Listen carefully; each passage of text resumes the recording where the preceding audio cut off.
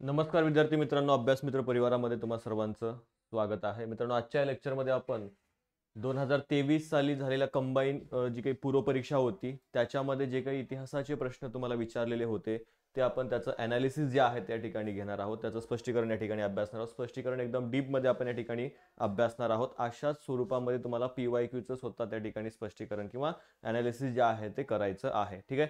तत्पूर्वी जे विद्यार्थी नवीन आहेत त्यांच्यासाठी आपल्याकडे कंबाईन फाउंडेशन बॅच जी आहे 2024-25 साठी त्या ठिकाणी सुरू झालेली आहे, ज्यामध्ये पूर्व आणि मुख्य परीक्षा जो काही सर्व सिलेबस आहे तो आपण कव्हर करणार आहोत. लाईव्ह प्लस रेकॉर्डेड ही बॅच असणार आहे. त्याचप्रमाणे याच्यामध्ये तुम्हाला state board test series digital notes सुद्धा त्या ठिकाणी अवेलेबल होणार आहेत.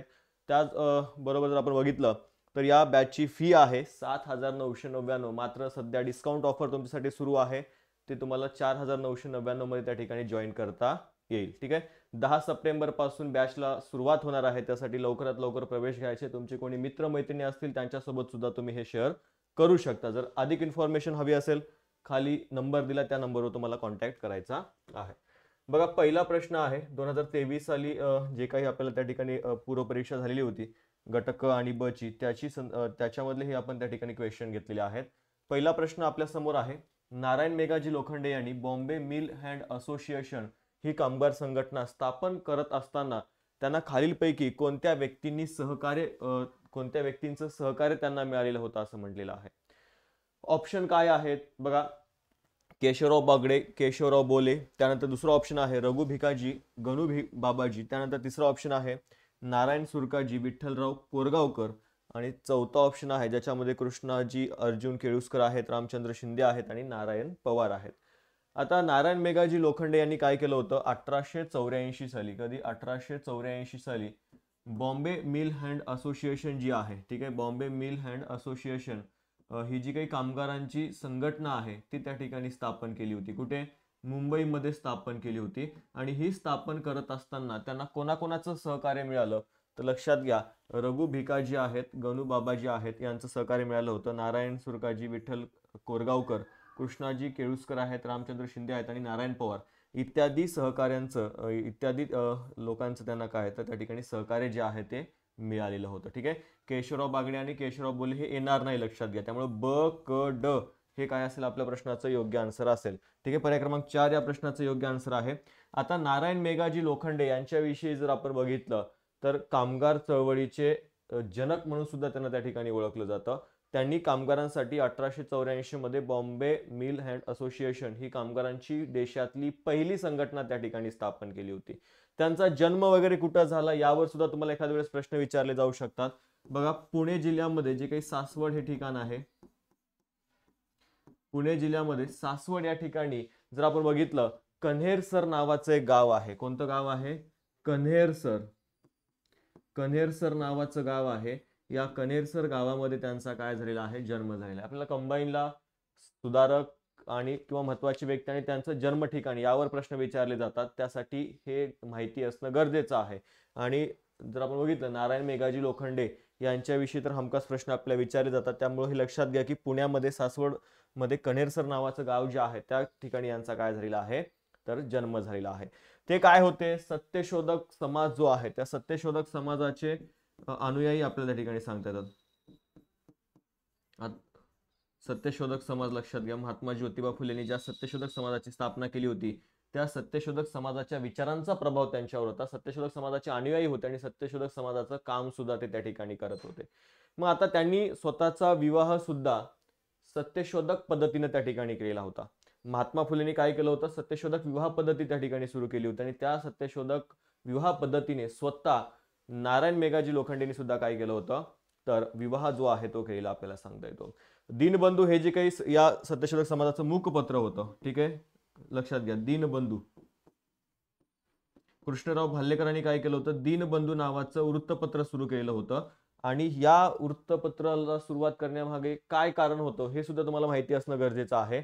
महात्मा ज्योतिबा फुलेंनी जे काही सुधारणेचं कार्य केलं होतं ते सुधारणेचं कार्य करत असताना त्यांच्यावर खूप सारे टीका सुद्धा व्हायच्या आणि त्या टीका वृत्तपत्रामधून त्या ठिकाणी व्हायच्या. त्याला प्रत्युत्तर देण्यासाठी म्हणजे विचार लहरी वगैरे हे जे काही वृत्तपत्र आहे ते काय करायचे? महात्मा ज्योतिबा फुले यांच्या कार्यावर सतत टीका करायचे. मग त्या वृत्तपत्रांना प्रत्युत्तर देण्यासाठी कृष्णराव भालेकरांनी काय केलं होतं? दीनबंधू ह्या वृत्तपत्राची सुरुवात केली होती. मग नंतरच्या काळामध्ये हे वृत्तपत्र तानुबाई बिर्जे जे आहेत यांनी सुद्धा त्या ठिकाणी चालवलेलं होतं. त्याच्या पहिल्या महिला संपादक सुद्धा होत्या. स्वतःचे दागिने विकून त्यांनी काय केलेलं आहे, हे वृत्तपत्र पुढे चालवलेलं होतं.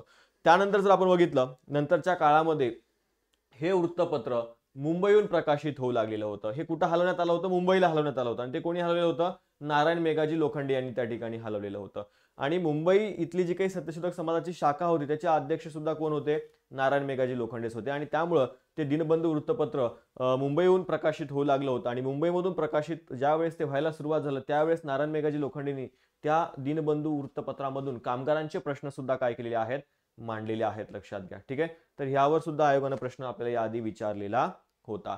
अजून एक महत्वाचा मुद्दा जर आपण बघितलं तर ज्या वेळेस लोकमान्य टिळकांना बर्वे प्रकरण जे झालेलं होतं, ठीक आहे, बर्वे प्रकरण तुमच्यापैकी बऱ्याच जणांना माहिती असेल, ज्यांना माहिती नाही त्यांच्यासाठी आपण त्या ठिकाणी बघूयात. बघा बर्वे प्रकरण काय होतं.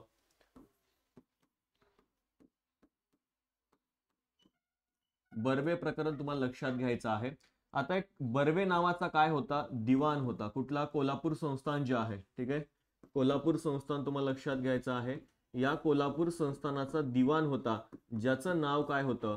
तर बर्वे हे त्याचं नाव होतं. आणि कोल्हापूर संस्थानाचे जे काही चौथे शिवाजी होते त्या चौथे शिवाजी यांना काय करण्यात आलं होतं? वेडा ठरवण्यात आलं होतं. आणि वेडा ठरवून त्यांना नगरच्या तुरुंगामध्ये डांबून ठेवण्यात आलं होतं. आणि तिथं त्यांच्यावर मोठ्या प्रमाणामध्ये अत्याचार करण्यात आला होता. अत्याचार म्हणण्यापेक्षा त्यांना त्रास देण्यात आला होता, त्यांचा छळ करण्यात आला होता, त्यामुळे त्यांचा मृत्यू झाला होता. आणि हे जे काही बर्वे आहेत दिवाण, याला काय करायचं होतं? तर सत्ता त्या ठिकाणी घ्यायची होती. त्यामुळे त्यानं ब्रिटिशांच्या मदतीनं या ठिकाणी शिवाजींचा काय केला होता? तर छळ केलेला होता. मग ही बातमी ज्या वेळेस लोकमान्य टिळक आणि आगरकरांना मिळाली होती त्यावेळेस लोकमान्य टिळक असतील किंवा आगरकर असतील यांनी त्यांच्या वृत्तपत्राच्या माध्यमातून हे प्रकरण काय केलं होतं? सर्वांसमोर आणलेलं होतं. म्हणून या बर्वे नावाचा जो काही दिवाण आहे त्यानं काय केलेला आहे? तर खटला दाखल केलेला होता. खटला दाखल केला होता. आणि त्या खटल्यामध्ये लोकमान्य टिळक, ठीक आहे, लोकमान्य टिळक आणि आगरकर या दोघांना काय झालं होतं? 101 दिवसाची शिक्षा झालेली होती. 101 दिवसाची शिक्षा झाली होती. ज्याच्यावर आगरकरांनी एक पुस्तक सुद्धा लिहिलेलं आहे, ज्या पुस्तकाचं नाव आपल्याला काय सांगता येतं? डोंगरीच्या तुरुंगातील 101 दिवस. डोंगरीच्या तुरुंगातील 101 दिवस हे पुस्तक सुद्धा आगरकरांचं आहे. लक्षात घ्या. आता मुळात ज्या वेळेस ही शिक्षा त्यांची पूर्ण झाली, शिक्षा 101 दिवसाची झाली होती, मात्र थोडे 2-3 दिवस त्यांना आधी सोडण्यात आलेलं होतं. मग ज्यावेळेस ते मुंबईला आले, मुंबईला आल्यानंतर त्यांची मिरवणूक काढण्यात आली होती. हे महत्वाचं आहे तुमच्यासाठी. ठीक आहे. टिळक असतील किंवा आगरकर असतील यांची मिरवणूक जी आहे किंवा सत्कार, त्यांचा मिरवणूक सत्कार जो आहे तो कोणी केलेला होता? नारायण मेघाजी लोखंडे. यावर प्रश्न तुम्हाला विचारला जाऊ शकतो की कोणी त्यांचा मुंबईमध्ये सत्कार केला किंवा मिरवणूक त्या ठिकाणी काढली होती? तर नारायण मेघाजी लोखंडे हे नाव तुम्हाला लक्षात घ्यायचंय. त्याचबरोबर जर आपण बघितलं अजून एक महत्वाचा मुद्दा काय आहे? तर रविवारची सुट्टी. ठीक आहे. जी काही कामगारांना रविवारची सुट्टी मिळालेली आहे ती सुद्धा कोणाच्या प्रयत्नामुळे मिळालेली आहे? नारायण मेघाजी लोखंडे यांच्याच प्रयत्नामुळे मिळाली होती. आता ज्या काही 1884 साली ज्यांनी जे काही बॉम्बे मिल्स अँड असोसिएशनची स्थापना केली होती, याची पहिली सभा मुंबईमधल्या परळ या ठिकाणी भरली होती, ज्याला 4000 कामगार काय होते? उपस्थित होते. आणि त्या कामगारांनी त्यांच्यावर होणारे जे काही अन्याय आहे, अत्याचार आहे किंवा त्यांना ज्या काही सुधारणा पाहिजे, एक मागणीचा अर्ज जो आहे तो ब्रिटिशांकडे पाठवलेला होता. याच बॉम्बे मिल अँड असोसिएशनची दुसरी जी काही बैठक आहे ती मुंबईमधल्या लक्ष्मी रेसकोर्स मैदान जे आहे त्या ठिकाणी भरली होती. आणि त्याला जवळपास 10,000 कामगार त्या ठिकाणी उपस्थित होते. आणि त्या ठिकाणी कामगारांनी काय केलं होतं? एकमुखाने रविवारच्या सुट्टीची मागणी केली होती. आणि त्यानुसार 10 जून 1890 ही तारीख तुम्हाला लक्षात घ्यायची. ठीक आहे. 10 जून 1890 पासून नारायण मेघाजी लोखंडे यांनी केलेल्या प्रयत्नामुळे काय झालेलं होतं? कामगारांना रविवारची सुट्टी मिळाली होती. तारीख लक्षात घ्या, इसवी सन लक्षात घ्यायचंय. कधी? 10 जून 1890 मध्ये. मात्र ज्यावेळेस जो काही 1891चा फॅक्टरी ऍक्ट आणण्यात आला होता आणि त्या फॅक्टरी ऍक्ट मध्ये मात्र त्यांनी कायद्याच्या माध्यमातून ही तरतूद केली. मात्र त्या आधीच काय केलं होतं? त्यांनी जाहीर केलं होतं की आम्ही कामगारांना रविवारची सुट्टी देऊ. ठीक आहे. ह्याही बाबी तुम्हाला या ठिकाणी लक्षात घ्यायच्या आहेत. आता ब्रिटिशांनी त्यांना काय केलं होतं? 1893 मध्ये मुंबईमध्ये ज्यावेळेस दंगली वगैरे सुरू झालेल्या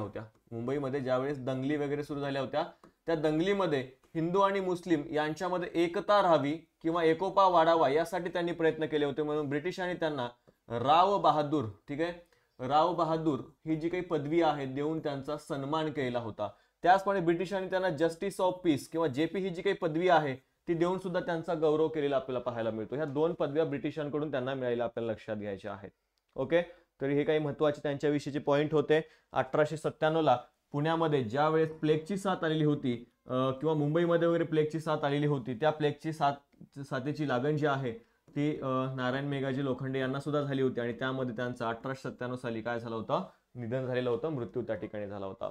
आणि 1897च्या याच प्लेगच्या साथीमध्ये जर आपण बघितलं सावित्रीबाई फुले यांचा सुद्धा काय झाला होता, मृत्यू झालेला आपल्याला सांगता येतो. मागे कंबाईन जी काही मुख्य परीक्षा झाली होती त्या मुख्य परीक्षेला यावर प्रश्न आलेला होता. लक्षात घ्या की ज्यावेळेस प्लेगची साथ आली होती त्या प्लेगच्या साथीमध्ये खालीलपैकी कोणाचा मृत्यू झाला होता. लक्षात घ्यायचंय त्यामध्ये नारायण मेघाजी लोखंडे आहेत, त्याचप्रमाणे सावित्रीबाई फुले आहेत, यांना प्लेगची लागण झाली होती आणि त्यामुळे त्यांचा मृत्यू झालेला आपल्याला लक्षात घ्यायचंय. ओके, तर हे काही महत्वाचे जे काही पॉईंट आहेत ते आपण या ठिकाणी कव्हर केलेले आहेत. पुढे जाऊयात. बघा पुढचा प्रश्न काय आहे बघा. इसवी सन 1857च्या उठावात शिंदे निजाम यांनी भाग घेतला असता तर उठाव यशस्वी झाला असता असं टिंबटिंब या गव्हर्नर जनरलने त्या ठिकाणी मत व्यक्त केलेलं आहे. बघा महत्वाचा प्रश्न आहे. बऱ्याचदा आपल्याला काय केलं जातं, परीक्षेमध्ये यावर प्रश्न जे आहेत ते विचारले जातात की गव्हर्नर जनरल किंवा 1857चा उठाव ह्या बाबी यातल्या काय आपल्याला सांगता येतात, महत्वाच्या सांगता येतात.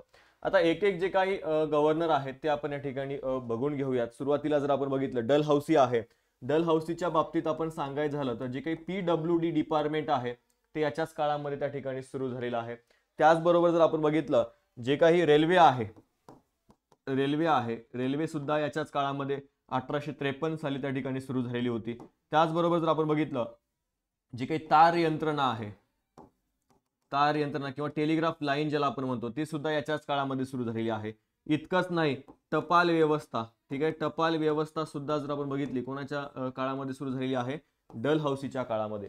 तर या काही बाबी तुम्हाला लक्षात घ्यायच्या आहेत. बघा PWD आहे, रेल्वे आहे, तार यंत्रणा आहे, टपाल व्यवस्था आहे.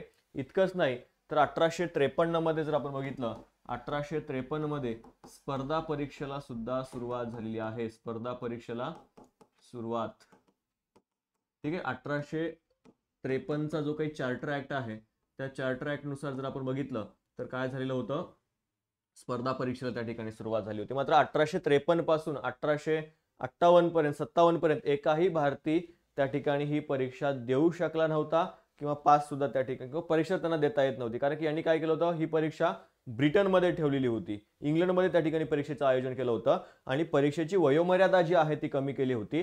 त्यामागचं कारण जर आपण बघितलं तर हेच कारण होतं की भारतीय विद्यार्थ्यांना ती परीक्षा देता येऊ नये.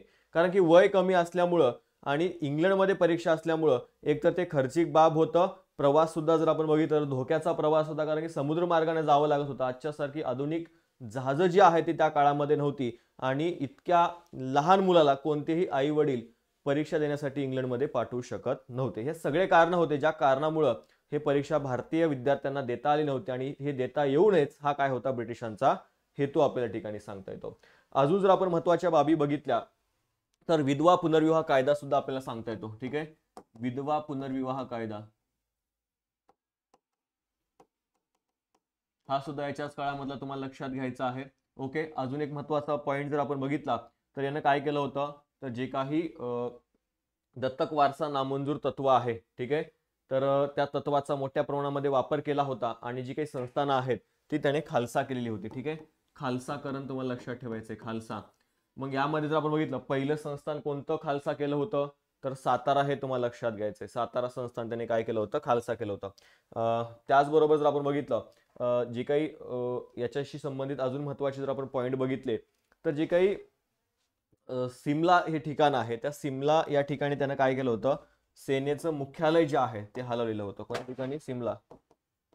सेनेचं जे काही मुख्यालय आहे ते या ठिकाणी हलवलेलं आपल्याला सांगता येतं. तर ह्या काही महत्वाच्या बाबी तुम्हाला काय करायच्या आहेत तर या डलहौसीच्या बाबतीत लक्षात ठेवायचं आहे. आता अवध हे जे काही संस्थान होतं त्यानं काय केलं होतं, गैर प्रशासनाच्या कारणावरून खालसा केलं होतं. कोणतं, अवध. बाकी त्याने दत्तक वारसा नामंजूर तत्वाचा आधार घेतला होता, मात्र जे काही अवध आहे त्या ठिकाणी गैर प्रशासन आहे हे कारण देऊन त्यानं ते संस्थान जे आहे ते खालसा केलेला आपल्याला ठिकाणी सांगता येतं. ओके, जी काही पहिली टेलिग्राफ लाईन आहे ती कुठून कुठपर्यंत त्या ठिकाणी आखण्यात आली होती यावर सुद्धा प्रश्न आलेला होता. तर जी काही पहिली टेलिग्राफ लाईन आहे ती कलकत्ता, लक्षात घ्यायचंय, कलकत्ता ते आग्रा, ठीक आहे, कलकत्ता ते आग्रा इकडे काय करण्यात आली होती, ही पहिली टेलिग्राफ लाईन जी आहे ती टाकण्यात आलेली होती. यावर सुद्धा प्रश्न तुम्हाला परीक्षेमध्ये विचारण्यात आलेला आहे. आता राहिला प्रश्न रिपनचा. रिपनच्या बाबतीत जर आपण बघितलं तर रिपननं काय केलेलं होतं, तर रिपननं केलेलं आहे बघा, याला काय म्हटलं जातं, स्थानिक स्वराज्य संस्थेचा जनक म्हणून ओळखलं जातं. स्थानिक स्वराज्य संस्थेचा जनक आहे. त्याचबरोबर रिपननं काय केलं होतं, ज्या काही लिटनने इकडे वेगवेगळे कायदे केले होते आणि लोकांवर निर्बंध लादलेले होते, जसं की देशी वृत्तपत्रांचा कायदा आहे ज्याला आपण व्हर्नॅक्युलर प्रेस ऍक्ट म्हणतो, त्याचप्रमाणे जर आपण बघितलं शस्त्रास्त्राशी संबंधित कायदे होते, नाटकाशी संबंधित कायदे होते, वेगवेगळे कायदे करून इथल्या लोकांची मुस्कटदाबी करण्याचा प्रयत्न लिटननं केला होता. मात्र ज्यावेळेस रिपन इथं आलेला होता आणि त्यानंतर रिपननं काय केलं होते, सगळ्या बाबी, हे सगळे जे कायदे आहेत ते रद्द केलेले होते आणि स्थानिक स्वराज्य संस्थेचा अधिनियम सुद्धा त्याने पारित केला होता. त्यामुळे स्थानिक स्वराज्य संस्थांसाठी प्रयत्न करणारा पहिला जर कोणता या ठिकाणी हे असेल, गव्हर्नर असेल, तर तो होता लॉर्ड रिपन. म्हणून त्याला स्थानिक स्वराज्य संस्थांचा जनक म्हणून त्या ठिकाणी ओळखलं जातं. आणि सगळ्यात लोकप्रिय सुद्धा कोण होता, तर हा रिपन होता, लक्षात घ्या. बाकी जे काही गव्हर्नर जनरल असतील किंवा व्हाईसरॉय असतील त्यांच्यावर बऱ्याचशा टीका झाल्या होत्या, मात्र रिपन हा असा एकमेव आहे जो भारतामध्ये काय होता, लोकप्रिय त्या ठिकाणी ठरलेला होता त्याच्या सुधारणांनी. आता एक महत्वाची बाब म्हणजेच याच्याशी संबंधित अजून एक महत्वाचा पॉईंट तुम्हाला लक्षात ठेवायचा आहे, तो म्हणजे इल्बर्ट बिल. ठीक आहे, इल्बर्ट बिल जर आपण बघितलं तर काय होतं,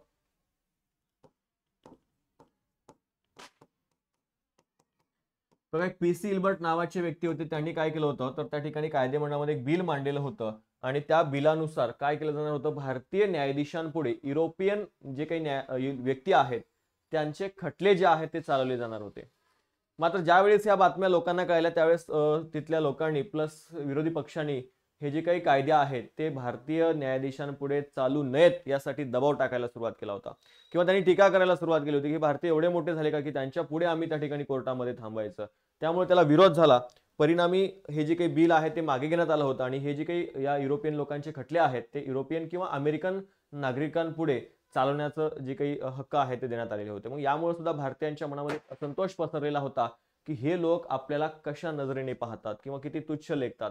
मग यामधून सुद्धा नंतरच्या काळामध्ये एक कारण आपल्याला सांगता येतं की ज्याच्यामुळं हे जे काही राष्ट्रीय काँग्रेसची स्थापना वगैरे ह्या बाबी आपल्या ठिकाणी सांगता येतात. ओके, तर रिपन बाबत एवढ्या महत्वाच्या जे काही पॉईंट आहे ते तुम्हाला त्या ठिकाणी लक्षात ठेवायचे होते. अजून एक महत्वाचं म्हणजे हंटर कमिशन सुद्धा 1882 मध्ये हंटर कमिशन आलेलं होतं बघा, लक्षात घ्या, हंटर कमिशन. ओके, तर या हंटर कमिशन कशाशी संबंधित होतं, शिक्षणाशी संबंधित होतं.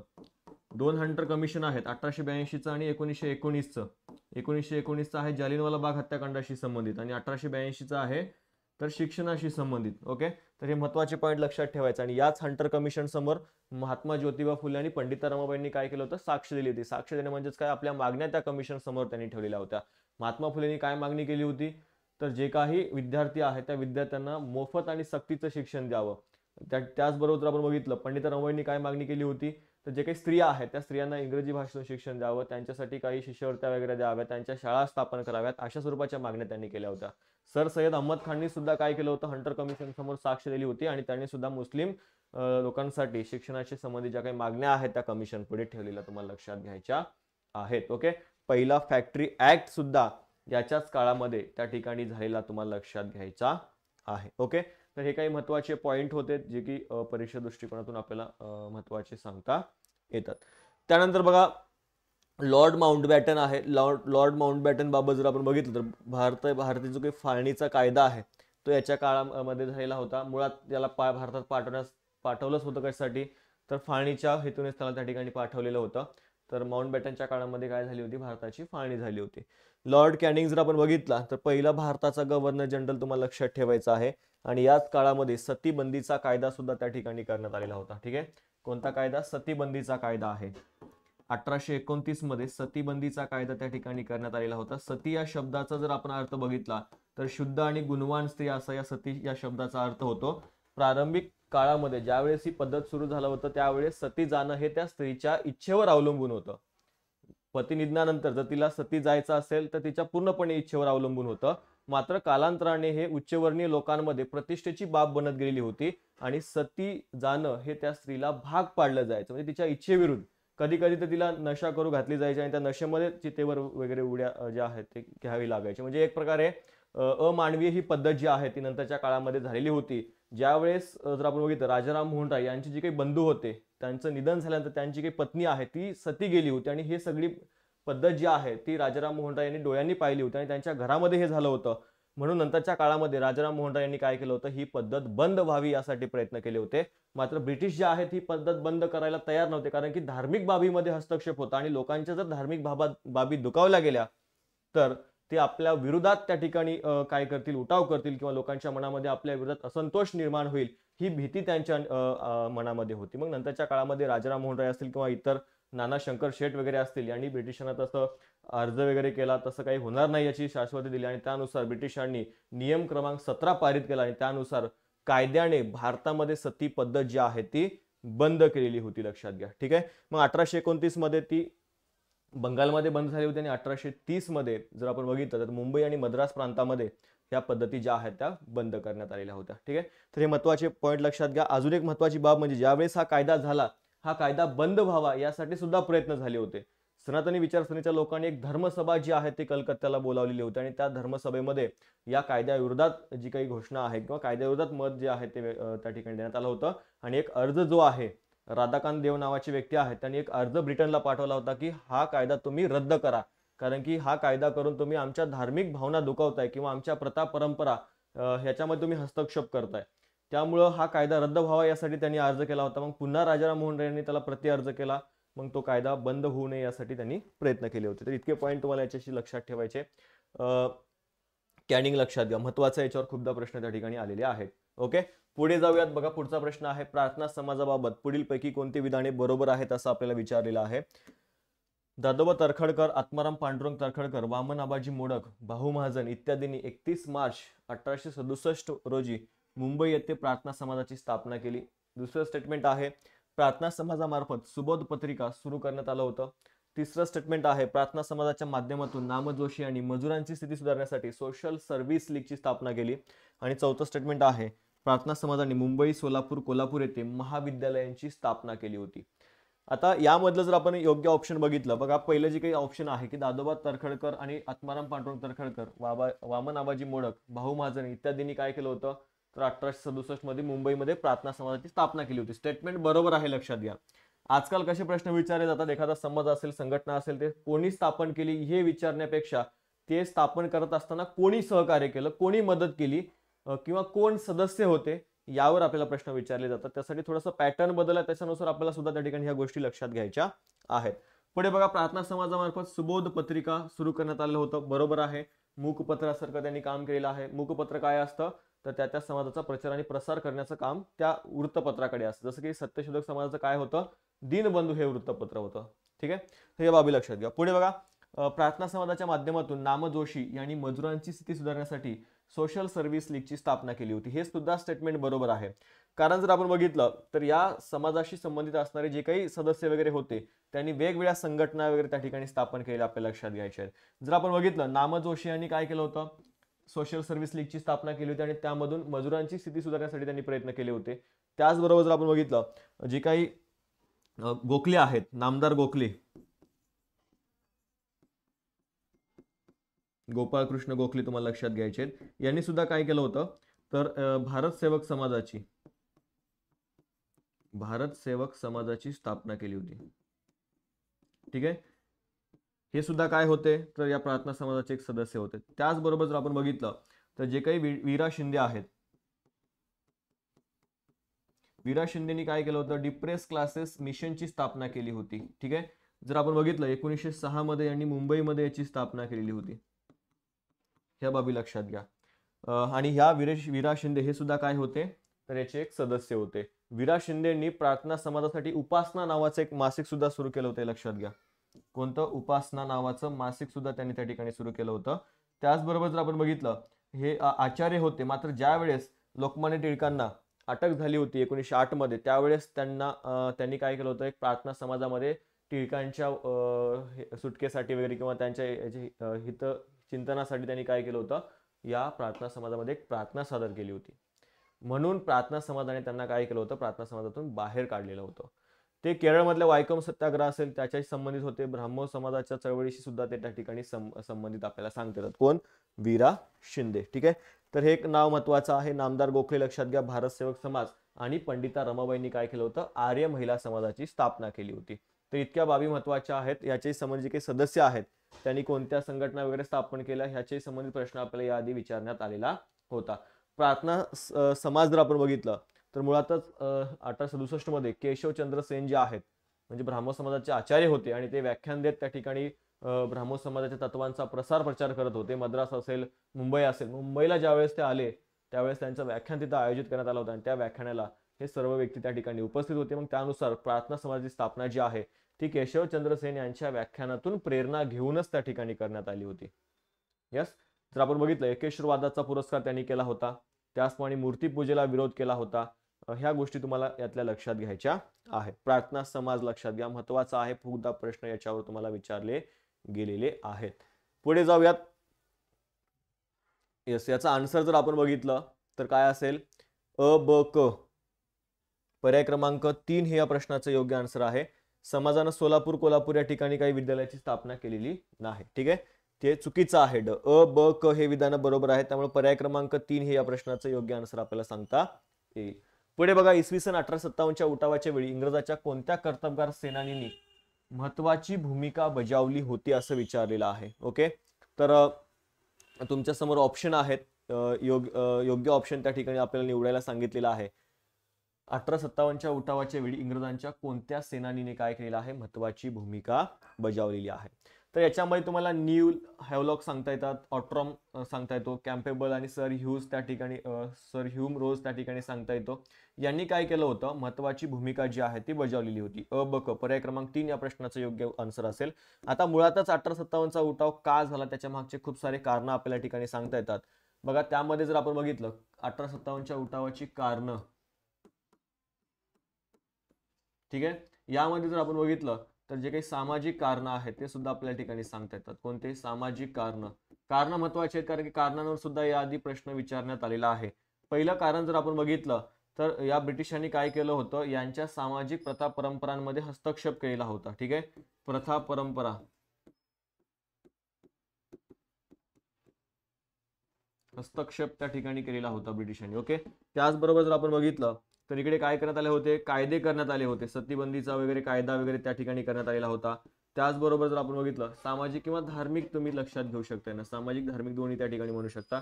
त्याचबरोबर जर आपण बघितलं जे काही गुलामगिरीशी संबंधित कायदे असतील किंवा ह्याच्यामध्ये जर अजून एक महत्वाचा मुद्दा म्हणजे बाल हत्या प्रतिबंधक वगैरे कायदे असतील ते ब्रिटिशांनी या ठिकाणी केले होते. आणि हे काय होतं तर एक सामाजिक ज्या काही प्रथा परंपरा होत्या त्याच्यामध्ये ब्रिटिश हस्तक्षेप करत होते असा लोकांचा समज झाला. लोकांच्या मनामध्ये असंतोष पसरला आणि त्यांनी काय केलं होतं, 1857च्या उठावामध्ये भाग घेतलेला होता. आता धार्मिक कारणापैकी जर आपण बघितलं जे काही 1813चा चार्टर ऍक्ट आहे त्या 1813च्या चार्टर ऍक्ट नुसार काय झालेलं होतं, ख्रिश्चन मिशनऱ्यांना भारतात येऊन धर्मप्रसार करण्याचं परवानगी जी आहे ती या कायद्याने मिळाली होती आणि त्यानुसार ते भारतात आले आणि भारतात येऊन धर्मप्रसाराचं ते काम करू लागले होते. आणि धर्मप्रसाराचं काम करत असताना इथला हिंदू धर्म किती वाईट आहे किंवा या इथल्या हिंदू धर्मातले जे काही दोष आहेत ते मांडायला त्यांनी सुरुवात केली होती, टीका करायला सुरुवात केली होती. म्हणून सुद्धा लोकांच्या भावना ज्या आहेत त्या दुखावल्या गेलेल्या होत्या आणि त्यांनी 1857च्या उठावामध्ये भाग घेतलेला आपल्याला पाहायला मिळतो. त्यानंतर जर आपण बघितलं राजकीय कारण जर आपण बघितली, ठीक आहे, जे काही राजकीय कारण आहेत त्या राजकीय कारणांमध्ये जर आपण बघितलं तर सगळ्यात महत्वाचं होतं इथल्या पेन्शन बंद करण्यात आलेली होती, पदव्या रद्द करण्यात आलेल्या होत्या, दत्तक वारसा नामंजूर तत्वाच्या आधारे मोठ्या प्रमाणामध्ये संस्थानं जी आहेत ती खालसा करण्यात आलेली होती. त्याचबरोबर या ठिकाणी अजून एक महत्वाचा मुद्दा काय असेल तर बघा, जे काही तैनाती फौजेचं धोरण आहे, तैनाती फौजेचं धोरण जे आहे ते ब्रिटिशांनी राबवलेलं होतं आणि या सगळ्यामुळे काय झालं होतं, या संस्थानिकांच्या जे काही भावना आहेत त्या सुद्धा त्या ठिकाणी दुखावल्या गेलेल्या होत्या. आता इकडे जर आपण बघितलं आर्थिक कारण, ब्रिटिशांनी काय केलेलं होतं तर जे काही नगदी पीक आहे त्या नगदी पिकांनाच त्यांनी महत्व दिलं होतं, नगदी पीक पिकवायला. ठीक आहे, छोटे मोठे उद्योगधंदे जे आहेत या ब्रिटिशांच्या आर्थिक धोरणामुळे नष्ट झालेले होते. ठीक आहे, त्याचबरोबर जर आपण बघितलं इथं जे काही महसुलाचं धोरण होतं, महसूल जे काही दर होते ते सुद्धा वरचढ स्वरूपाचे होते, त्यामुळे सुद्धा शेतकऱ्यांची पिळवणूक जी आहे ती या माध्यमातून होतेला आपल्याला त्या ठिकाणी दिसते, त्यामुळे तो वर्ग सुद्धा काय होता, नाराज होता. त्यानंतर पुढे जर आपण बघितलं जे काही लष्करी कारण आहे, आता ब्रिटिश जे काही लष्कर होतं त्या लष्करामध्ये काही भारतीय सुद्धा शिपाई होते आणि वेगवेगळ्या जाती धर्माचे होते, आणि त्यामध्ये जर आपण बघितलं तर जे काही शीख आहेत त्या शिखांना दाढी वाढू दिली जायची, सॉरी शिखांना जी काही पगडी आहे ती घालू दिली जायची नाही, मुस्लिमांना दाढी वाढू दिली जायची नाही आणि हिंदूंना टिळा लावू दिला जायचा नाही. त्याचप्रमाणे ज्यावेळेस विदेशामध्ये एखादं युद्ध वगैरे असेल आणि ते लढण्यासाठी ज्यावेळेस या भारतीय शिपायांना जावं लागायचं, त्यावेळेस मिळणारा जो काही अधिकचा भत्ता आहे तो सुद्धा त्यांना वेळेमध्ये मिळायचा नाही. किंवा परदेशागमन जे आहे ते त्या काळामध्ये एक अंधश्रद्धा होती की परदेशागमन केल्यानं वय जे आहे ते कमी होतं किंवा समाज जो आहे तो त्या ठिकाणी वाळीत टाकेल, अशा स्वरूपाच्या भीती त्या काळामध्ये होत्या. त्यामुळे ते जाण्यास नकार द्यायचे, मात्र तरी सुद्धा त्यांना जबरदस्ती पाठवलं जायचं. यांचे पगार जे आहेत ते कमी होते. त्याचप्रमाणे जर यांना उच्च पदावर त्या ठिकाणी नेमलं जायचं नाही, निकृष्ट दर्जाचं अन्न त्यांना खायला दिलं जायचं. ह्या सगळ्या बाबी होत्या ज्यामुळं ब्रिटिश शिपाई जे होते, भारतीय शिपाई, ते सुद्धा या ब्रिटिशांच्या या धोरणाविषयी प्रचंड नाराज होते. असंतोष मनामध्ये त्यांच्या सुद्धा पसरलेला होता आणि त्यानुसार त्यांनी सुद्धा काय केलं होतं, या उठावामध्ये सहभाग घेतलेला होता. आता राहिला प्रश्न तत्कालीन कारणाचा, तर काय झालं होतं, तर याआधी जर आपण बघितलं ब्रिटिशांचं जे काही लष्कर होतं त्यांच्याकडे ब्राऊन बीस नावाच्या बंदुका होत्या, मात्र त्या थोड्या जुन्या झाल्या होत्या, कारण की जर आपण बघितलं तर कोणतेही शस्त्रास्त्र असतील तर त्याच्यामध्ये अपडेट येत असतं.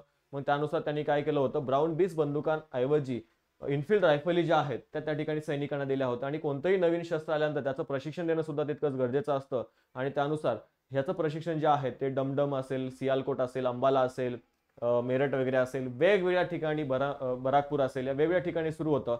मात्र ज्यावेळेस हे प्रशिक्षण सुरू होतं त्यावेळेस शिपायांमध्ये बातमी पसरली होती की ह्या नवीन बंदुकांमध्ये जे काही टाकायचे काडतूस आहेत ते कशापासून, त्याच्यावरचे काही आवरण आहे ते गायी आणि डुकराच्या चरबीपासून बनलेलं आहे. आणि जर आपण बघितलं तर हिंदूंसाठी गाय पवित्र आहे आणि मुस्लिमांसाठी डुकर जे आहे ते अपवित्र मानलं जातं.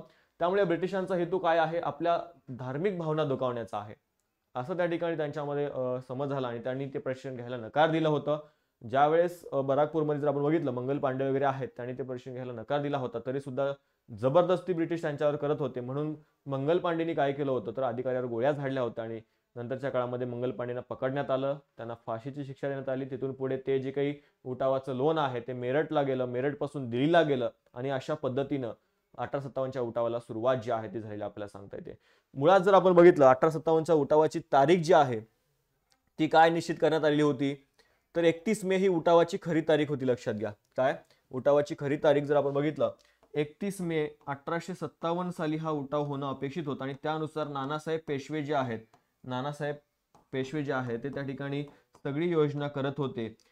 मात्र त्याआधीच या तत्कालीन कारणामुळं उठावाला जी आहे ती सुरुवात झाली होती. कधी सुरुवात झाली, 10 मे 1857ला उठावाला सुरुवात झाली होती. ठीक आहे, चपाती आणि कमळ किंवा भाकरी आणि कमळ आणि वरी टिळा लावलेला हे याचं काय होतं, उठावाचं प्रतीक बनलेलं होतं. मग मेरठ मधले जे काही सैन्य आहेत ते काय झाले, दिल्लीला गेले. त्यांनी दिल्ली काबीज केली, दिल्ली हातात घेतली आणि त्यानुसार तिथला जो काही मुघल बादशाह होता बहादूर शाह जफर, त्या बहादूर शाह जफरला त्यांनी काय केलं होतं, तर उठावाचा प्रमुख म्हणून त्या ठिकाणी घोषित केलं होतं. मात्र उठावाचा खरा आणि वास्तव जर प्रमुख कोण असेल तर जनरल बख्त खान किंवा जो काही या बहादूर शाहचा सेनापती होता बख्त खान, हा या 1857च्या उठावाचा खरा किंवा वास्तव प्रमुख आपल्याला सांगता येतो. बहादूर शाह जफर हा नाम मात्र त्या ठिकाणी प्रमुख होता, लक्षात घ्या. ठीक आहे, अशा पद्धतीने ह्या उठावाचं लोण संपूर्ण उत्तर भारतामध्ये त्या ठिकाणी पसरलं होतं. त्या मानाने दक्षिण भारत हा शांत होता. दक्षिण भारतामध्ये झाले मात्र तितक्या मोठ्या प्रमाणामध्ये झाले नाहीत. आता तुम्हाला प्रश्न कुठं विचारला जाईल, तर इकडे प्रश्न विचारला जाईल की उठावाचं ठिकाण, उठावाचं नेतृत्व म्हणजे भारतीय नेतृत्व कोण करत होतं किंवा उठावाचं जे काही ब्रिटिश अधिकारी जे आहेत ते कोण कुठल्या उठावाचं नेतृत्व करत होते, यावर तुम्हाला प्रश्न हमखास विचारला जाऊ शकतो. त्यासाठी हा भाग महत्वाचा आहे, लक्षात घ्या. आता इकडे जर आपण बघितलं उठावाचं ठिकाण आहे दिल्ली आणि उठावाचं नेतृत्व कोण करत होतं दिल्लीमधलं, तर जनरल बख्त खान हा कोण होता, बहादूर शाह जफरचा सेनापती होता. आणि इथला दिल्लीतला उठाव दडपून कोणी टाकलेला आहे, जॉन निकोल्सन आणि जनरल हडसन या दोन ब्रिटिश अधिकाऱ्यांनी काय केलं आहे, इथला उठाव दडपून टाकला. हा चार्ट महत्वाचा आहे, लक्षात घ्यायचा. स्क्रीनशॉट सुद्धा तुम्ही घेऊ शकता. यावर तुम्हाला हमखास प्रश्न जोड्या जुळवायला विचारला जातो. कानपूरमध्ये जर आपण बघितलं, कानपूरमध्ये जे काही उठावाचं नेतृत्व आहे ते नानासाहेब पेशवे करत होते.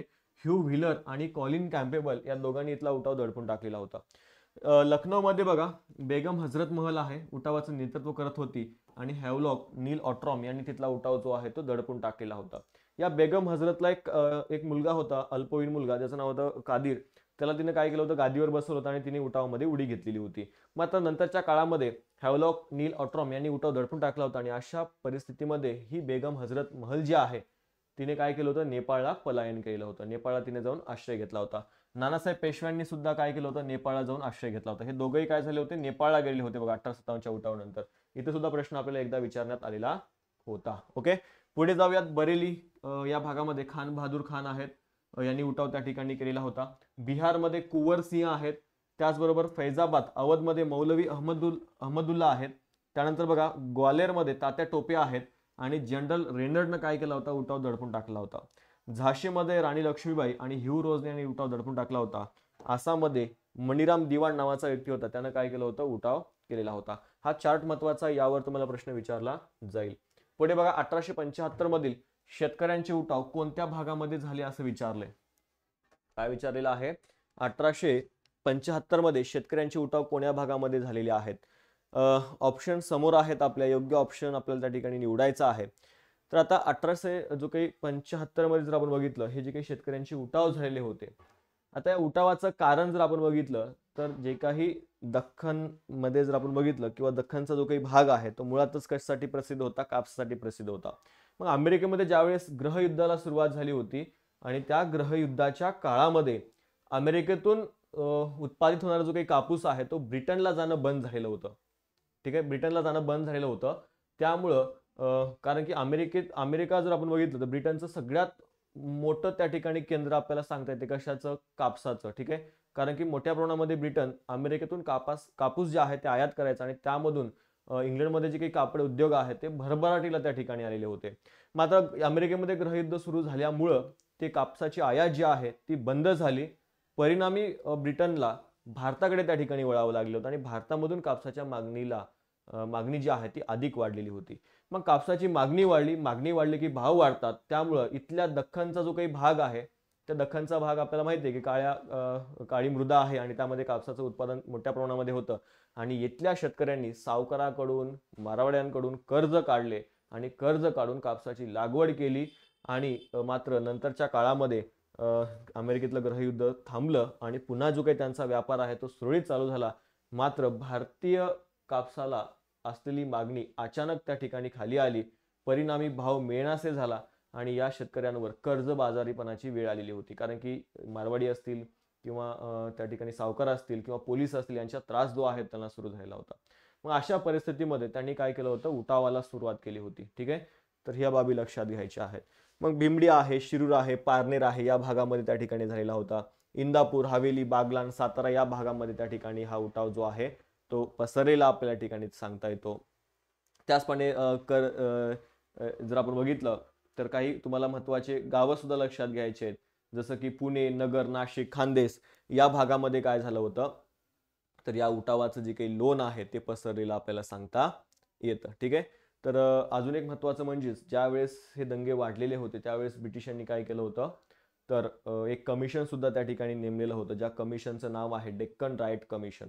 या कमिशननं काय सांगितलेलं होतं की या उठावाला कारणीभूत आहेत शेतकऱ्यांचा अदूरदर्शीपणा ह्या उठावाला कारणीभूत आहे असं त्यांनी त्या ठिकाणी दिलं होतं. मात्र नंतरच्या काळामध्ये the Deccan agriculture relief act जो आहे तो पारित करण्यात आला होता आणि तो पारित करून इथल्या शेतकऱ्यांसाठी वेगवेगळ्या सुविधा ज्या आहेत त्या देण्यात आलेल्या होत्या. आणि त्यामध्ये जर आपण बघितलं शेतकऱ्यांसाठी कर्ज असेल किंवा त्यांचे जे काही जर आपण बघितलं बियाणं पुरवणं वगैरे असेल, अशा सुविधा शेतकऱ्यांना त्या ठिकाणी देण्यात आलेल्या आपल्याला सांगता येतात. आणि ज्यावेळेस हा डेक्कन ॲग्रिकल्चर रिलीफ ऍक्ट पारित करण्यात आला होता त्यावेळेस न्यायमूर्ती रानडेंनी काय केलं होतं, या कायद्याचं स्वागत केलं होतं. हे सुद्धा तुम्हाला लक्षात घ्यायचं आहे. ठीक आहे, 1 मिनिट वेट करायचं आहे.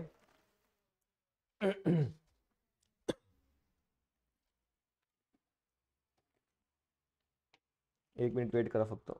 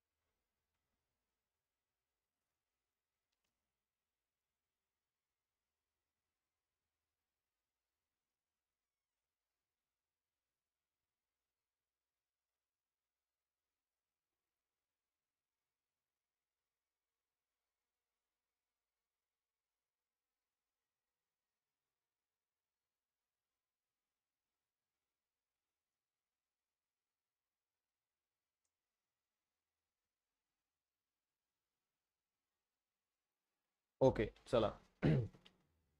तर जर आपण बघितलं तर ते कमिशन वगैरे त्या ठिकाणी नेमण्यात आलं आणि त्यानुसार त्याचं स्वागत जे आहे ते रानडेंनी केलं होतं. ठीक आहे. तर काय आन्सर असेल ऑप्शन क्रमांक 3 लक्षात घ्या. भिमडी, शिरूर, पारनेर नगर, इंदापूर, हवेली, बागलाण, सातारा हे या ठिकाणी नव्हतं लक्षात घ्या. श्रीगोंदा, कर्जत, सोलापूर, रत्नागिरी. अ ब ड हे काय असेल या प्रश्नाचं योग्य आन्सर असेल. पर्याय क्रमांक 3 हे या प्रश्नाचं योग्य आन्सर आपल्याला सांगता येतं. लक्षात घ्या पुणे, नगर, नाशिक, खानदेश या भागामध्ये हे उठाव पसरलेले होते. पुढे बा क्रांतिकारक सेनापती बापट यांनी खालीलपैकी कोणत्या चळवळी आंदोलनामध्ये भाग घेतला होता. महत्वाचा प्रश्न होता. बघा गोवा मुक्ती संग्राम बरोबर आहे. हैदराबाद मुक्ती संग्रामामध्ये सुद्धा त्यांनी भाग घेतला होता. त्याचबरोबर जर आपण बघितलं जी काही संयुक्त महाराष्ट्र चळवळ आहे याच्यामध्ये सुद्धा सहभाग होता आणि महाराष्ट्र म्हैसूर सीमा आंदोलन जे होतं त्याच्यामध्ये सुद्धा त्यांचा काय होता सहभाग होता. ठीक आहे. ऑप्शन क्रमांक 4 हे या प्रश्नाचं काय असेल योग्य आन्सर असेल. सेनापती बापट म्हणून त्यांना आपण ओळखतो. मात्र सेनापती पदवी कधी मिळाली हे सुद्धा लक्षात घ्यायचं आहे. ज्या वेळेस मुळशी सत्याग्रहाला सुरुवात झाली होती त्या मुळशी सत्याग्रहामध्ये सुद्धा सेनापती बापट यांनी काय केलं होतं सहभाग घेतला होता. आधी जर आपण बघितलं म्हणजे जेव्हापर्यंत सेनापती बापटांनी याच्यामध्ये उडी घेतली नव्हती तोपर्यंत सत्याग्रह जो आहे तो अहिंसक मार्गाने सुरू होता. मात्र जसं सत्याग्रहामध्ये बापटांनी सुद्धा एंट्री केली तसं याला जहाल स्वरूप जे आहे ते प्राप्त झालं होतं. कारण की जे काही काम आहे त्या कामाला सुरुवात झाली होती मात्र जे काही 54 गावं पाण्याखाली जाणार होते त्याच्यावर काही देणं घेणं त्यांना नव्हतं. म्हणून त्यांनी काय केलं होतं तर विरोध करायला सुरुवात केली होती. त्यांनी इंजिन ड्रायव्हर जो होता त्याला काम थांबवायला सांगितलं होतं. काम थांबत नव्हतं म्हणून ते त्या इंजिन जो आहे किंवा बुलडोजर वगैरे जे आहे त्याच्या पुढे ते आडवे झाले होते. त्यांना तिथून उचलून काट्यात फेकण्यात आलं होतं आणि मग ते चिडले आणि त्यांनी काय केलं होतं त्या इंजिन ड्रायव्हरवर गोळी झाडली होती आणि त्यामुळं त्यांना 7 वर्षाची सक्त मजुरीची शिक्षा जी आहे ती मुळशी सत्याग्रहाच्या दरम्यान झाली होती आणि त्यावेळेसच लोकांनी त्यांना सेनापती ही जी काही उपाधी आहे पदवी आहे देऊन त्यांचा सन्मान केला होता. ठीक आहे. तेव्हापासून आपण त्यांना सेनापती बापट म्हणून त्या ठिकाणी ओळखतो. ठीक आहे. बघा ज्या काही चळवळी म्हणजे क्रांतिकारक ते होते, सुधारक होते, त्याचप्रमाणे जर आपण बघितलं त्यांनी लेखन सुद्धा केलेलं आहे. जे काही मराठा वगैरे वृत्तपत्र होतं लोकमान्य टिळकांचं त्याच्यामधून सुद्धा त्यांनी मोठ्या प्रमाणामध्ये लेखन केलं आहे. उपसंपादक पदाची जबाबदारी त्यांनी स्वीकारलेली आहे. पुढे जर आपण बघितलं तर जे काही श्यामजी कृष्ण वर्मा होते त्या श्यामजी कृष्ण वर्मांनी काय केलं होतं. ठीक आहे. श्यामजी कृष्ण वर्मा यांनी बघा इंग्लंडमध्ये जे काही इंडिया हाऊस आहे त्या इंडिया हाऊसची स्थापना केली होती आणि या इंडिया हाऊस मार्फत दरवर्षी 6 विद्यार्थ्यांना काय केलं जायचं छत्रपती शिवाजी महाराजांच्या नावानं एक स्कॉलरशिप जी आहे ती दिली जायची. छत्रपती शिवाजी महाराजांच्या नावानं स्कॉलरशिप जी आहे दिली जायची आणि ती स्कॉलरशिप कोणाला मिळाली होती सेनापती बापटांना. ही स्कॉलरशिप घेऊन सेनापती बापट कुठे गेले इंग्लंडला गेले आणि त्यांची या इंडिया हाऊस मध्ये राहण्याची सोय करण्यात आली होती. ठीक आहे. मग आता एक इंडिया हाऊस जे आहे ते श्यामजी कृष्ण वर्माने एक भाड्याने घेतलं होतं आणि त्या ठिकाणी इथल्या विद्यार्थ्यांसाठी राहण्याची सोय केली होती. मग इथंच कोण होतं सावरकर सुद्धा होते. सावरकर सुद्धा काय झाले होते इंडिया हाऊस मध्ये गेले होते आणि ते त्या ठिकाणी होते. मग त्यानंतर जर आपण बघितलं बापट सुद्धा गेले होते आणि ज्या वेळेस सावरकर आणि बापट यांची भेट झाली यांच्यामध्ये चर्चा झाल्या त्यावेळेस सावरकरांचे काही क्रांतिकारी विचार आहेत त्याचा प्रभाव बापटांवर सुद्धा त्या ठिकाणी झालेला होता. मग नंतर ते सुद्धा क्रांतिकार्याकडे वळलेले होते. मग सावरकरांनी सेनापती बापट यांच्यावर एक जबाबदारी टाकलेली होती की जे काही बॉम्ब निर्मितीचे डॉक्युमेंट आहे ते जर्मन वगैरे भाषा आहे अशा तिथल्या म्हणजे युरोपियन भाषेमध्ये होते त्याचं भाषांतर त्यांना करून आणायचं होतं. मग त्यानुसार ते पॅरिसला गेले. पॅरिसला गेल्यानंतर तिथे एक ॲन्ना खोस नावाची रशियन विद्यार्थिनी होती. तिथं मेडिकलला त्या ठिकाणी होती. तिचे परीक्षा असताना सुद्धा त्या परीक्षा बुडवून त्या ॲन्ना खोसनं काय केलं होतं तर सेनापती बापट यांना ते जे काही बॉम्ब निर्मितीचे डॉक्युमेंट आहेत ते भाषांतरित करून दिले होते आणि ते भाषांतरित करून दिल्यानंतर ते डॉक्युमेंट ते घेऊन आले इंग्लंडला. इंग्लंडमधून ते त्या ठिकाणी डॉक्युमेंट जे आहेत ते भारतात सुद्धा त्या ठिकाणी पाठवण्यात आले होते. भारतात वेगवेगळ्या ठिकाणी बॉम्ब निर्मितीचे कारखाने जे आहेत ते यामुळं उघडू शकलेले होते. लक्षात घ्या. आता हे सगळं झाल्यानंतर सेनापती बापटांनी एक इच्छा व्यक्त केली होती आणि ती सावरकरांना बोलून दाखवली. ती इच्छा काय होती तर बघा सेनापती बापट यांना ब्रिटनचं पार्लमेंट जे आहे ते उडून द्यायचं होतं. काय करायचं होतं ब्रिटनचं पार्लमेंट त्या ठिकाणी उडून द्यायचं होतं आणि ही इच्छा त्यांनी बोलून दाखवली होती सावरकरांना. मग सावरकरांनी त्यांना सांगितलं की त्या ठिकाणी आपल्याला काय करायचं आहे भारतामध्ये जाऊन त्या ठिकाणी क्रांतिकार्य करायचं आहे. जर आपण इथं काही केलं तर आपली धरपकड होईल आणि आजपर्यंत जे काही आपण केलं ते सगळं पाण्यात जाईल. त्यामुळे तुम्ही काय करा भारतात जा आणि भारतामध्ये जाऊन तुम्ही काय करा क्रांतिकार्याचा प्रसार करा.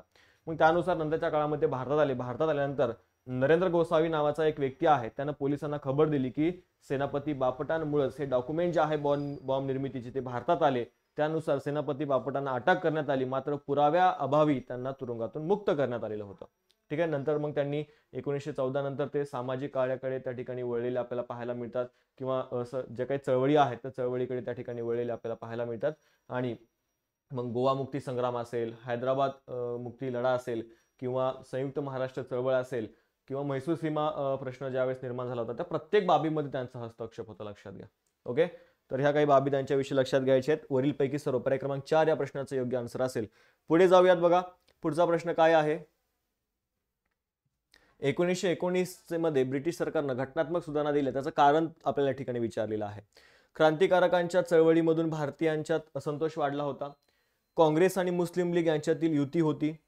जहाल व मवाळ यांच्यामध्ये युती झालेली होती का पहिल्या महायुद्धाने निर्माण झालेली राजकीय परिस्थिती, यापैकी कशामुळं 1919 मध्ये ब्रिटिशांनी काय केलं होतं, घटनात्मक सुधारणा त्या ठिकाणी दिल्या होत्या. तर आन्सर काय असेल बघा. काँग्रेस आणि मुस्लिम लीग यांच्यातील युती बरोबर आहे. जहाल आणि मवाळ यांच्यातील युती हे सुद्धा बरोबर आहे, आणि ड सुद्धा बरोबर आहे, लक्षात घ्या. कारण की जी काही राजकीय परिस्थिती त्यावेळेस निर्माण झाली होती युद्धानंतर, ह्या सगळ्यांमुळे त्यांना काय करावं लागलं होतं, तर ह्या सुधारणा ज्या आहेत त्या द्याव्या लागल्या. त्यामुळे ऑप्शन क्रमांक 3 या प्रश्नाचं योग्य आन्सर असेल. आता काँग्रेस आणि मुस्लिम लीग यांच्यातील युती जर आपण बघितली तर कधी झाली होती, तर 1916चं लखनौ अधिवेशन तुम्हाला लक्षात घ्यायचंय. ठीक आहे. जे काही लखनौ अधिवेशन झालं होतं, त्या लखनौ अधिवेशनामध्ये काय झालं होतं, तर लखनौ करार आपल्याला ठिकाणी पाहायला मिळतो. काय, लखनौ करार त्या ठिकाणी आपल्याला पाहायला मिळतो. लखनौ करार, सॉरी आपण त्याला काय म्हणतो, लखनौ ऐक्य आणि करार म्हणतो. ठीक आहे, लखनौ ऐक्य आणि करार आपण त्याला म्हणतो. आता ऐक्य कोणात झालं होतं, जहाल आणि मवाळांचं. जहाल आणि मवाळांचं काय झालं होतं, ऐक्य झालं होतं. कारण की 1907 मध्ये सुरत अधिवेशनामध्ये त्यांच्यामध्ये फूट पडलेली होती. मग जे आहे ते कधी एकत्र आले, या 1916च्या लखनौ अधिवेशनामध्ये. त्याचबरोबर ज्यावेळेस 1909च्या कायद्यामध्ये ब्रिटिशांनी काय केलं होतं, मुस्लिमांसाठी स्वतंत्र मतदारसंघ दिला होता. त्यामुळे त्या स्वतंत्र मतदारसंघाला जर आपण बघितलं, विरोध कोणाचा होता, तर विरोध होता राष्ट्रीय काँग्रेसचा. मात्र नंतरच्या काळामध्ये राष्ट्रीय काँग्रेसनं काय केलं होतं, तर त्या मुस्लिमांच्या स्वतंत्र मतदारसंघाला पाठिंबा दिला होता. म्हणून मुस्लिमांनी सुद्धा राष्ट्रीय काँग्रेसच्या ज्या काही चळवळी असतील किंवा जे काही प्रश्न असतील त्याला आपला पाठिंबा दर्शवला होता. आणि ह्या दोन्हीमध्ये काय झाला होता, करार झाला होता. मुस्लिम आणि राष्ट्रीय काँग्रेस यांच्यामध्ये करार झाला होता. म्हणजे तुमच्या मागण्या आम्ही मान्य करू, आमच्या मागण्या तुम्ही मान्य करा. आणि त्या दोन्हीच्या प्रयत्नामधून काय झालं, त्यांच्यामध्ये करार झाला होता. म्हणून याला लखनौ ऐक्य आणि करार म्हणून त्या ठिकाणी ओळखलं जातं. ऐक्य कोणामध्ये झालं, जहाल आणि मवाळ. करार कोणामध्ये झाला, मुस्लिम आणि काँग्रेसमध्ये त्या ठिकाणी झाला होता, लक्षात घ्या. ठीक आहे, तर या बाबी आपल्याला लक्षात घ्यायचं आहे. आणि मुस्लिम आणि त्याचबरोबर जर आपण बघितलं, राष्ट्रीय काँग्रेस हे दोघं एकत्रित आलेले होते, आणि जहाल आणि मवाळ हे सुद्धा एकत्रित आले होते. आणि हे सगळे एकत्रित आल्यानंतर आपलं काही खरं नाही हे ब्रिटिशांना माहिती होतं, म्हणून त्यांनी काय केलं होतं, 1919चा कायदा पारित केला होता. ठीक आहे. जहाल मवाळ यांच्यामध्ये युती झाली होती, काँग्रेस आणि यांच्यामध्ये युती झाली होती, आणि पहिलं महायुद्ध संपलेलं होतं, आणि खूप सारं जे काही राजकीय बाबी त्या काळामधल्या ज्या आहेत त्या बदललेल्या होत्या. या सगळ्यामुळे त्यांनी काय केलं होतं, हा 1919चा कायदा केला होता. आणि हा 1919चा कायदा तयार करत असताना एका भारतीय व्यक्तीने काय केलं होतं, मदत केली होती. त्या भारतीय व्यक्तीचं नाव काय आहे, भूपेंद्रनाथ बसू. ठीक आहे. आणि याच कायद्याला आपण जर आपण बघितलं, मॉन्टेग्यू चेम्सफोर्ड सुधारणा कायदा म्हणून त्या ठिकाणी ओळखतो. आणि या कायद्यामध्ये एक तरतूद होती की दर 10 वर्षांनी वैधानिक आयोग स्थापन केला जाईल, आणि त्यानुसार हा स्थापन करणं अपेक्षित होतं 1929 साली. मात्र 1929 साली ब्रिटनमध्ये निवडणुका होत्या, त्यामुळे 2 वर्ष आधीच म्हणजे 1927 साली एक कमिशन स्थापन करण्यात आलं, ज्या कमिशनचं नाव काय होतं, सायमन कमिशन. ठीक आहे. तर या सगळ्या लिंक ज्या आहेत त्या बॅचेसमध्ये आपण व्यवस्थितरित्या त्या ठिकाणी कव्हर करत असतो. म्हणजे स्टोरी टाईप असतं, आणि त्याचप्रमाणे एका पाठोपाठ एक लिंक जी आहे ती तुमची या ठिकाणी लागून जाईल. ऑप्शन क्रमांक 3 या प्रश्नाचं योग्य आन्सर असेल. पुढे जाऊया. टिंब यांनी स्वदेशी चळवळीचा श्री गणेशा करून खादीचा पोशाख घालून सन 1877 मध्ये दिल्ली दरबारामध्ये हजेरी लावली. कोण होते, गणेश वासुदेव जोशी. ठीक आहे. यांनी काय केलं होतं, दिल्ली दरबारामध्ये त्या ठिकाणी हजेरी लावली. त्यांनी काय केलं होतं, तर स्वदेशी चळवळीचा श्री गणेशा करून, म्हणजे स्वदेशीचा पुरस्कार त्यांनी केला होता. खादीचं वस्त्र त्यांनी धारण केलं होतं, स्वतः शिवून, स्वतःच्या हाताने शिवून ते त्या वेशामध्ये त्या ठिकाणी गेले होते, जेणेकरून भारतीयांची परिस्थिती त्या लोकांना कळावी, किंवा त्या दरबारामध्ये आलेल्या व्यक्तींना त्या ठिकाणी कळावी या हेतूने. कोण आहेत, ग.वा. जोशी, ज्यांना आपण काय म्हणून ओळखतो, सार्वजनिक काका. ठीक आहे. तर लक्षात घ्या, सार्वजनिक सभा तुम्हाला माहिती असेल, सार्वजनिक सभेच्या माध्यमातून त्यांनी खूप सारं काम केलं होतं. सार्वजनिक सभेमध्ये जर आपण बघितलं, रानडे सुद्धा महत्वाचं योगदान रानडेंचं सुद्धा होतं. त्यांच्या विचार जे होते या सभेच्या मागे होते, आणि विचारांची अंमलबजावणी गवा जोशींनी केली होती, त्यामुळे ही सभा जी आहे ती नावारूपाला आलेली आपल्याला पाहायला मिळते. ठीक आहे, बघा ज्यावेळेस 1867, ठीक आहे, 1876-77 मध्ये ज्यावेळेस इथं प्रचंड दुष्काळ पडलेला होता, त्या दुष्काळाच्या परिस्थितीमध्ये आर्थिक जी काही चौकशी आहे किंवा आर्थिक बाबींचा अभ्यास जो आहे तो कोणी केला होता, तर याच सार्वजनिक सभेने केला होता. सार्वजनिक सभेमध्ये 1887 मध्ये वगैरे लोकमान्य टिळकांची काय झाली होती, एंट्री याच्यामध्ये झाली होती आणि त्यानुसार याला काय झालं होतं, या सभेला जहाल स्वरूप प्राप्त झालं होतं, लक्षात घ्या. त्यामुळं यातून मवाळ जे आहेत ते बाहेर पडले होते आणि त्यांनी काय केलं होतं, डेक्कन सभा जी आहे ती या ठिकाणी स्थापन केली होती. आणि ज्या वेळेस टिळकांनी याच्यामध्ये प्रवेश केला होता, त्या टिळकांनी काय केलं होतं, साराबंदीची चळवळ जी आहे ती सुरू केली होती, किंवा त्यालाच आपण काय म्हणतो, खंडबंदीची चळवळ जी आहे ती सुरू केली होती लोकमान्य टिळकांनी. कशाच्या माध्यमातून, सार्वजनिक सभेच्या माध्यमातून. ठीक आहे, तर या बाबी लक्षात घ्या. पुण्यातलं जे काही पर्वती मंदिर आहे त्याची चौकशी करण्यासाठी याची स्थापना करण्यात आली होती. नंतरच्या काळामध्ये सामाजिक कार्य सुद्धा यांनी केलेलं आपल्याला लक्षात घ्यायचं आहे. पुढे बघा, जोड्या लावायला विचारले आपल्याला, काही अधिवेशन आणि त्यांचे अध्यक्ष असे स्वरूपाचे प्रश्न आपल्याला बऱ्याचदा त्या ठिकाणी विचारले जातात. बघूयात आपण. 1889चं 5वं अधिवेशन आहे, मुंबईमध्ये त्या ठिकाणी झालेलं होतं.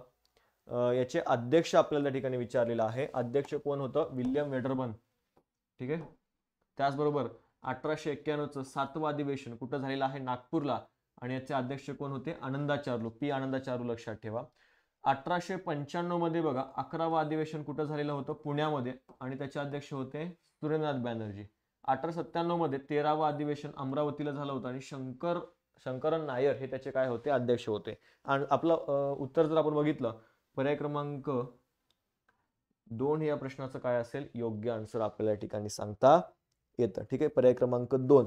आता जर आपण बघितलं त्या ठिकाणी हे जे काही अधिवेशन आहेत ते महत्वाचे आहेत. पहिले 5 अधिवेशन काही महत्वाचे अधिवेशन आहेत ज्यावर आपल्याला हमखास परीक्षेमध्ये प्रश्न विचारले जातात.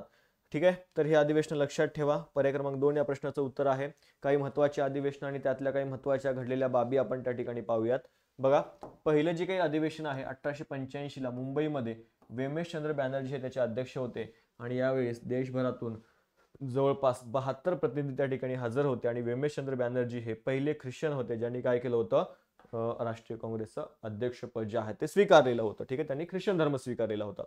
दुसरं अधिवेशन, आता पहिल्या अधिवेशनाचं अध्यक्ष कोणाला व्हायचं होतं, लॉर्ड रे या ब्रिटिश अधिकाऱ्याला त्याचं अध्यक्षपद घ्यायचं होतं. मात्र ब्रिटिशांचा या संघटनांमध्ये प्रत्यक्ष सहभाग असू नये असं ठरलं, त्यामुळे त्यांनी त्याचा अध्यक्षपद जे आहे त्यांना मिळालं नाही. कोणाला मिळालं, वेमेशचंद्र बॅनर्जी यांना. दुसरा 1886 ला कलकत्त्याला दादाभाई नौरोजी अध्यक्ष होते, पहिले पारसी अध्यक्ष आहेत, लक्षात घ्या. तिसरा 1887 मध्ये मद्रासमध्ये झालेला आहे, बद्रुद्दीन तय्यबजी हे त्याचे अध्यक्ष होते आणि पहिले मुस्लिम अध्यक्ष तुम्हाला लक्षात घ्यायचे आहेत. चौथा आहे 1888 ला अलाहाबादला जॉर्ज जूल त्या ठिकाणी अध्यक्ष होते आणि पहिले ब्रिटिश व्यक्ती आहेत ज्यांनी काय केलं होतं, त्याचं अध्यक्षपद स्वीकारलेलं होतं. ब्रिटिश अधिकारी नाही, ते सेवानिवृत्त वगैरे तुम्ही त्याला म्हणू शकता. आणि याच अधिवेशनामध्ये काँग्रेसची घटना तयार करण्यावर भर देण्यात आला होता. 7वं अधिवेशन आहे 1891 ला नागपूरमध्ये भरलं होतं. पी आनंदाचार्लू हे त्याचे अध्यक्ष होते. काँग्रेस नावात राष्ट्रीय हा शब्द सामील करण्यात आलेला होता. 11वं आहे 1895 ला पुण्यामध्ये भरलं होतं. सूर्यनाथ बॅनर्जी अध्यक्ष होते आणि घटनेवर दुसरी चर्चा त्या ठिकाणी अधिवेशनामध्ये झाली होती.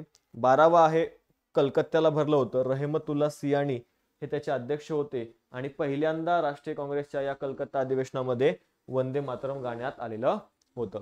पुढे बघा, लाहोरमध्ये अधिवेशन झालेलं आहे 1900 साली.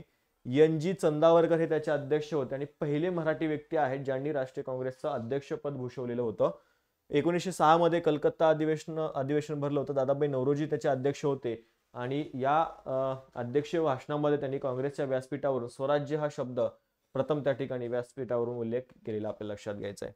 1907 मध्ये सुरत अधिवेशन आहे. रासबिहारी घोष त्याचे अध्यक्ष होते आणि या अध्यक्ष पदावरूनच काय झालं होतं, जहाल आणि मवाळ यांच्यामध्ये इथं फूट पडलेली होती. 1908 मध्ये सुरत या ठिकाणी अधिवेशन होतं. रासबिहारी घोष हे काय होते, जर आपण बघितलं 1907 मध्ये हे अधिवेशन सुरतला झालं होतं, मात्र तिथं काय झाला होता, गोंधळ झाला होता, मारामाऱ्या झालेला होत्या, त्यामुळे ते अधिवेशन रद्द झालं होतं. तेच अधिवेशन कुठं भरलं होतं, मद्रासला भरलं होतं. तेच अधिवेशन मद्रासला 1908 ला रासबिहारी घोष त्याचे अध्यक्ष होते. 1911 ला कलकत्ताला अधिवेशन झालं होतं. बिशन नारायण दत्त हे त्याचे अध्यक्ष होते आणि पहिल्यांदा जनगण मन जे आहे ते त्या ठिकाणी गाण्यात आलेलं होतं. नंतर आहे लखनौ 1916 साली अंबिका चरण मुजुमदार हे त्या ठिकाणी अध्यक्ष होते. आणि जर आपण बघितलं लखनौ ऐक्य आणि लखनौ करार जो आहे तो या अधिवेशनामध्ये झालेला होता. नाव जरी अंबिका चरण वाटत असलं या महिला नाहीत, लक्षात घ्या. बाबू अंबिका चरण असं त्यांचं नाव आहे. पहिल्या महिला कोण आहेत? ॲनी बेझंट आहेत. कोणतं अधिवेशन आहे? तर 1917चं कुठलं? कलकत्ता अधिवेशन आहे आणि त्या अधिवेशनाच्या पहिल्या महिला अध्यक्ष त्या होत्या. ठीक आहे, तर या बाबी तुम्हाला लक्षात घ्यायच्या होत्या. आणि जर तुम्हाला पहिल्या भारतीय महिला जर विचारलं तर 1925चं कानपूर अधिवेशन आहे. त्या कानपूर अधिवेशनाच्या अध्यक्षा कोण होत्या? सरोजिनी नायडू. आणि त्या पहिल्या भारतीय महिला आहेत. ॲनी बेझंट या ह्या काय होत्या? आयर्लंडच्या महिला होत्या, लक्षात घ्या. आयरिश तुम्ही म्हणू शकता त्याला. ठीक आहे, तर या बाबी तुम्हाला लक्षात घ्यायच्या आहेत. त्याचप्रमाणे 1924 मध्ये बेळगावला अधिवेशन झालं होतं आणि त्या बेळगावच्या अधिवेशनाचे अध्यक्ष कोण होते? महात्मा गांधी यांच्याकडे होता. आणि ते एकदाच त्या ठिकाणी काँग्रेसचं अध्यक्षपद जे आहे त्यांनी स्वीकारलेलं होतं. ठीक आहे, तर हे काही महत्त्वाचे जे काही पॉईंट होते ते आपण या ठिकाणी अभ्यासलेले आहेत. बॅच जी आहे ती 10 सप्टेंबर म्हणजे उद्यापासून तुम्हाला हे लाईव्ह लेक्चर जे आहेत ते बघता येणार आहेत. त्यासाठी सर्वांनी काय करायचं आहे? ज्यांना कोणाला ही बॅच जॉईन करायची त्यांनी जॉईन करू शकता. आपला अभ्यास मित्र नावाचं ॲप्लिकेशन आहे, त्यावर तुम्हाला ही बॅच अभ्यासायला भेटेल. त्याचबरोबर जर अधिक इन्फॉर्मेशन काही हवी असेल बॅचबद्दल तर इथे खाली कॉन्टॅक्ट नंबर सुद्धा दिला आहे, त्यावर तुम्ही कॉल करू शकता आणि अधिक इन्फॉर्मेशन घेऊ शकता. ठीक आहे, तर थांबूयात. Thank you so much.